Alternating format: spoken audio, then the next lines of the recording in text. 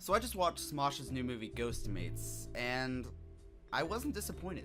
Probably because I have low expectations for the movies anyway, so anything about it average is perfectly fine for me. Their last movie was kind of eh. It was their first feature-length film, and coming from making 10 to 15 minute sketches, it probably wasn't an easy transition. So let's talk about what was good for Ghostmates.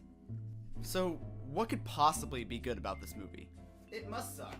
Well, relatively it wasn't the worst thing that could be made.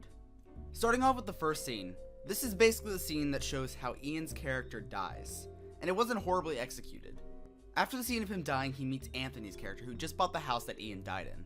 This first scene sets the mood for the whole movie, making it more of a comedy than anything else. The chemistry between Ian and Anthony has always been a strong one, and is definitely noticeable in this movie. They are actually able to pull off some very decent laughs throughout the entire movie. Also, the inclusion of T-Pain is surprisingly actually funny. There was also this funeral scene where Ian's character is trying to make amends with his father. At first, it starts off as a very comedic scene, but slowly evolves into a very heartwarming and emotional scene. I have to say, throughout the entire movie, they can convey some very good emotions. They have good transitions between very serious scenes and very comedic scenes.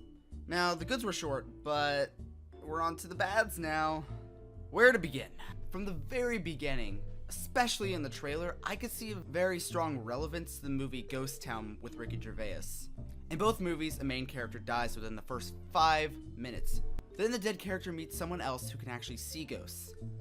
They use this person to help themselves get into heaven. There's just a lot of things that I feel like Ghostmates may have stolen or gotten ideas from Ghost Town. There's also a strong divide between Ian and Anthony's acting style and the rest of the actors. Because Ian and Anthony came from making short skits and sketches, going into a full-length feature film, their acting style is a little bit different from everyone else who has just been a plain actor. Also, there's this love triangle plot that happens in the later half of the movie, in which Anthony has to get Jessica to like him, and so Ian can go off to heaven, but Anthony likes Sam and Sam likes Anthony, so realistically Anthony and Sam should get together, but Anthony needs to get Jessica to like him so Ian can leave, and so the plot can keep on going forward. It's always a very awkward scene when all three of them are in there, cause you know that this whole entire love triangle is just going on throughout the entire movie. And it's not really a flaw with the movie, cause I know that loads of other movies use this plot device, but it just makes every scene awkward with them. Oh, also there's 5 minutes of a Bollywood notebook, cause comedy. So now that I've said all that, I think it's time for me to give my rating, I guess, on the movie. 4 out of 10. It wasn't horrible. It wasn't amazing either. 4 out of 10.